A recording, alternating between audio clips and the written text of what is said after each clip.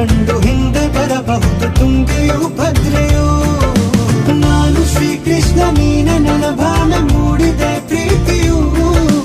ಎಷ್ಟು ಜನ್ಮಗಳ ದಾಟಿ ಬಂದಾಯ್ತು ಈ ಕ್ಷಣ ಸಾಕ್ಷಿಯೂ. ಲೀಲಾವತಿ ಶರಾವತಿ ನೀಲಾವತಿ ಹೆಸರೇ ಗಂಗಾವತಿ ತುಂಗಾವತಿ ನೇತ್ರಾವತಿ ನೀನೇ.